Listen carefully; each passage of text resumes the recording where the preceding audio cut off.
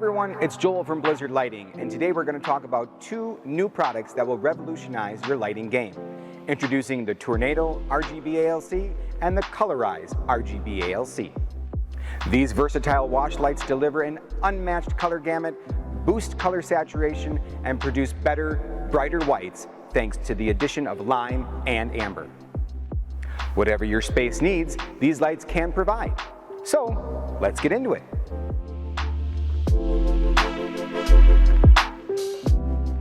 Let's kick things off with our TOURnado RGBALC. This outdoor rated wash light is part of our flagship TOURnado line that excels in the harshest performance environments thanks to its IP65 rating.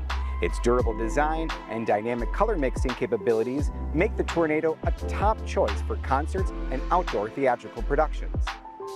If your space is indoors, the Colorise RGBALC is perfect for you. This ETL listed fixture is the latest addition to our Colorise family.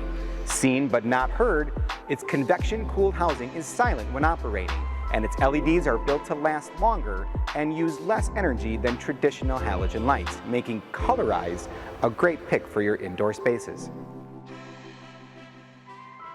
Both of these fixtures feature a 25-degree beam angle and 6-in-1 LEDs that incorporate lime and amber to deliver an unmatched color gamut, including difficult-to-render pastels, deep blues, and cyans, while also dramatically improving CRI for full white output, which will help your performers look their best on stage.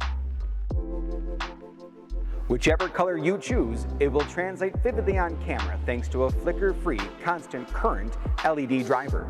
And if you want even more control over your light, you can add on optional barn doors or choose from 4 built-in dimming curves to help you get just the right effect. Alright, we talked about a lot in this video, but if you still want to know more, visit blizzardpro.com/pro-install.